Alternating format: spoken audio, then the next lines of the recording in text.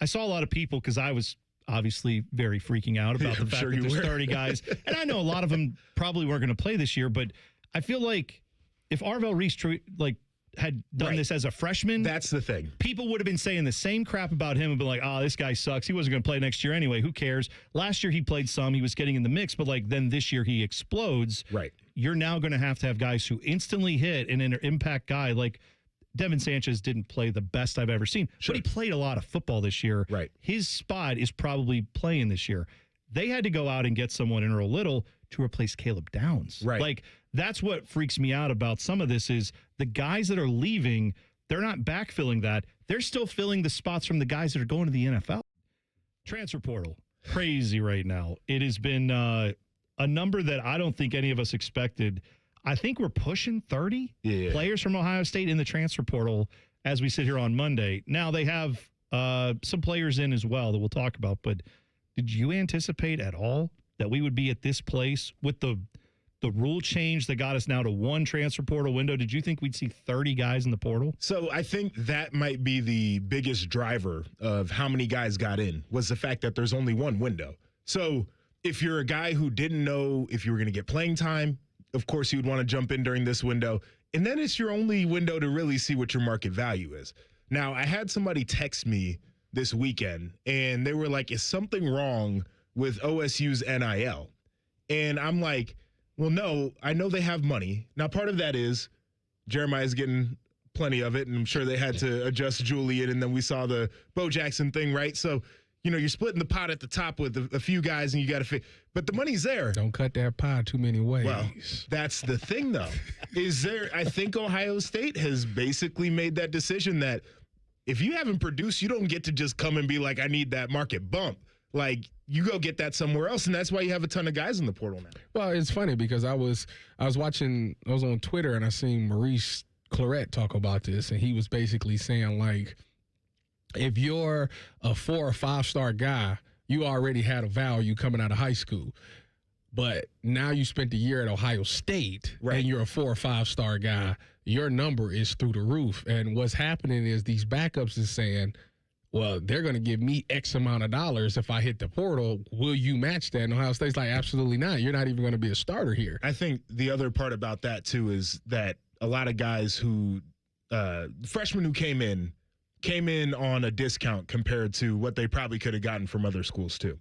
And so after sitting for a year and making less, I think some of these guys are like, I don't know if that's the right approach. Like, if I never play, then I want to maximize my money right now. Yeah. And that's what you kind of get. But you only need 1 year at Ohio State, too. I think so. I've come to the conclusion more and more, and it's really, unless you play quarterback. Quarterback's a little bit of a different thing. Yeah. And I think the pendulum's swinging back where the NFL guys are now like, I want to see close to 30 starts or more. Yeah. Right? But wide receivers has been Ohio State's thing. I look at the rest of the positions.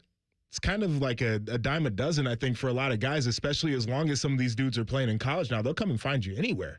So I don't think people are as willing to say, I need to go to Georgia, I need to go to Ohio State, I need to go to Bama.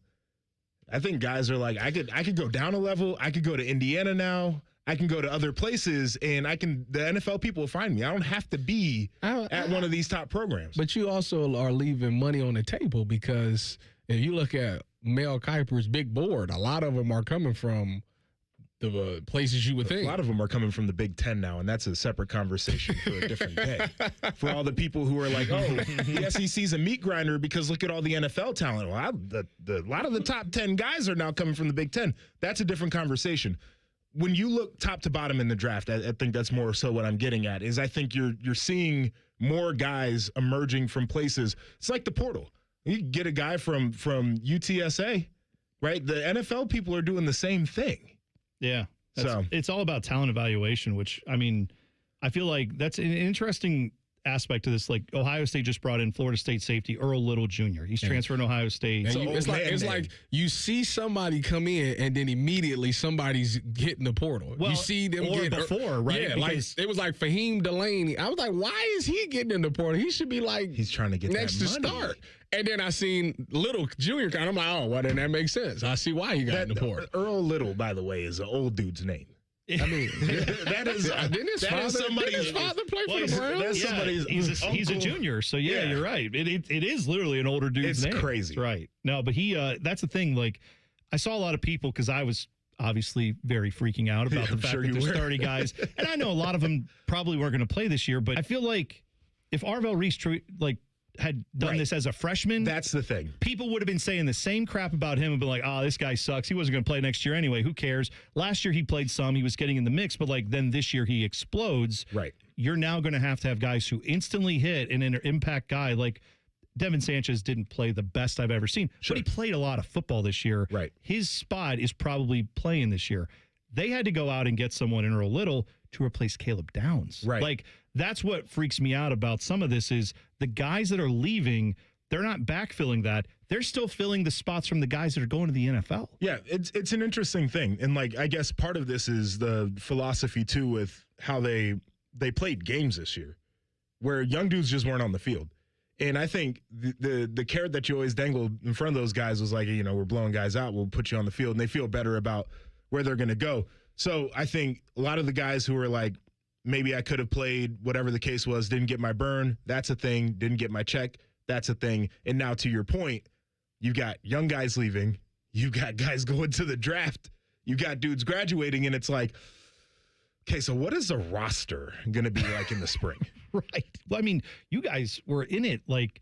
I know that they've changed the roster rules and all that stuff, but there's some level of competition that has to happen beyond the starting spots. Right. Right? You don't get better if second and third level guys are not also competing, and if they're just sitting around going, I have no chance to play, or now that's a lot of that competition has just been wiped out of this roster. And I don't know how you're replacing 30 guys. Maybe you're bringing back 15. I think they're going to bring guys in. To me, it's just not going to be the big name guy. Again, I keep saying you're going to end up having to get 3-star guys because you can only afford that. They're not. I'm pretty sure those guys aren't asking for millions of dollars. Is it what they can afford or what they're willing to pay? Whatever. Those are two different things. Same. Both. Yeah. Both of them. Okay. I'm not because everybody thought they would get Cam Coleman. And I never saw that happening. But I guess my thing is when you have dudes that are on the roster right now and you might feel like they're trying to bully you or extort you or whatever the case is, and some of these guys understand where their leverage is at. And I think you kind of do want to set the tone about how you pay guys. But the dudes in the portal ain't going to be any cheaper unless you're downgrading in the type of player that you're getting. That's what I'm saying. Right. Yeah. And so I think they're banking on coaching. No, what they should be banking on too, though, is if you go and get a 3-star guy, let it be a 5th-year dude. Right. Yeah. Yeah. You know what I'm saying?